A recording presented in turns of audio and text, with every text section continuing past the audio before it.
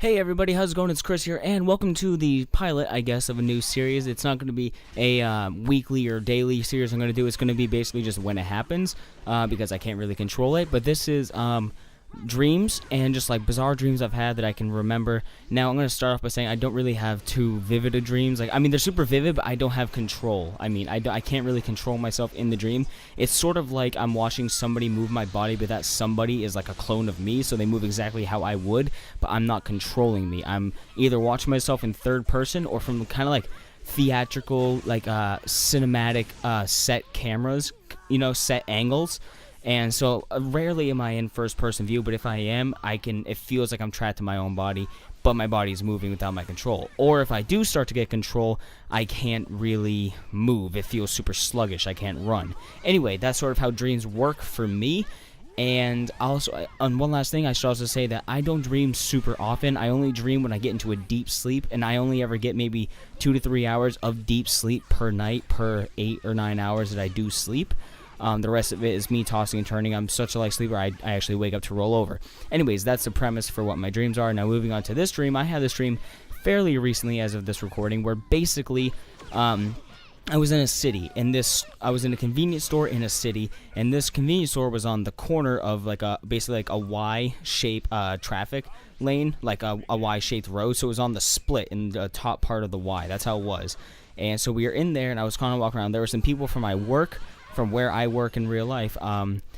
There were some people in there just kind of walking around doing whatever, and I was kind of walking in there, and then this other dude walks in. Okay, he's dark, he looks somewhat Asian in a way, and he has kind of like my style of hair, like the short black, but his was much more crazy, much more wild and disorganized. I mean, and he goes in and he steals something. Okay, so then all of a sudden he takes something. It's like a candy bar or some shit, and then he bolts out the place. So in my lack of judgment, I run after him, and then all of a sudden when I'm chasing him, I'm joined by out of nowhere my sister, a couple of people who I don't know, just random faces, and then we catch up to him.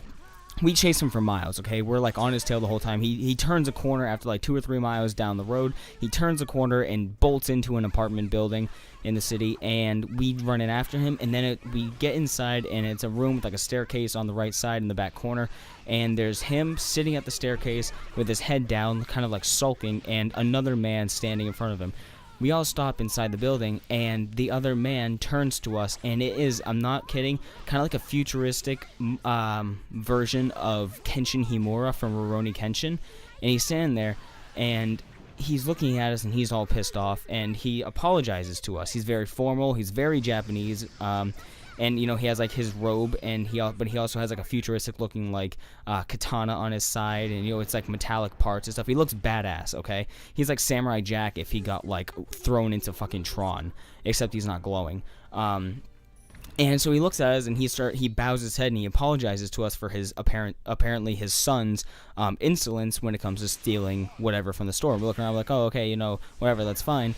And then he said, as part of his repentance, he made his son do this thing, and now we have to do this thing where basically he pulls a razor from his pocket, and he takes his son's phone. And if you know anything about Rurouni Kenshin, he has like the cross-shaped scar on his the left side of his face, and he starts cutting a bunch of like cross-shaped scars into the case of the kid's phone. So we're like, okay, and he basically says like, now it's your turn. So my sister puts out her entire hand, and he starts putting small cross-shaped cuts on the top of her hand, but then he does one final slit where it's basically like, look at your hand, and it's from like the middle fingernail, like right at the top of the fingernail where the skin meets the nail at the cartilage area right there, all the way down to the top of the knuckle, straight down the middle, just a huge, grotesque, brutal slice right down the middle to the point where it opens up like a hot dog that's been microwaved for too long, and it just fucking opens. It's disgusting, and I start getting queasy,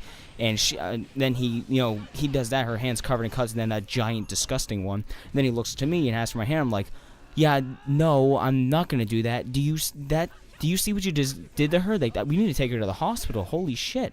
Oh my god, like, that's bad. I'm not gonna do that. And then I woke up. And I woke up feeling a little bit nauseous, because terrible flesh wounds like that are something that make me a little bit queasy. And then after waking up from that dream, I fell asleep within 20 minutes. And I had another dream where it was the same kind of setting in the same city, except it was me, Sam, and a couple of other people, and we start running down the street because we see some smoke, and then we turn the corner to see a pileup of cars at like this big intersection, and the pile of cars is on fire. And the people who are all in their cars, the people who are all in their cars that are all on fire are like falling and stumbling out of the vehicles, all themselves on fire, and there's a bunch of fire trucks around them just like standing there basically with their hands on their hips looking at the scene just like, what are we gonna do about this? And we're looking at it like, yo, start putting that shit out, what are you doing? The fireman looks at us and just goes, nah, we think it's gonna be more humane to just let them burn to death instead of them having to, you know, deal with the burns and scars for the rest of their life, so we're just gonna let them burn out. And then my dream ended. Yeah, those were 2 dreams I had one night. I have no idea what the context was, like why did I have those dreams? It makes no sense to me, but I had those dreams one after another. And that's really it. So, thank you guys so much for watching. If you want to see more, if you want me to do more videos like this, be sure to leave a thumbs up and comment with some weird dreams that you guys have had recently, or some, like maybe some recurring dreams that you've had. Let me know in the comments, and check the description for more videos. I will see you guys in the next one. Later.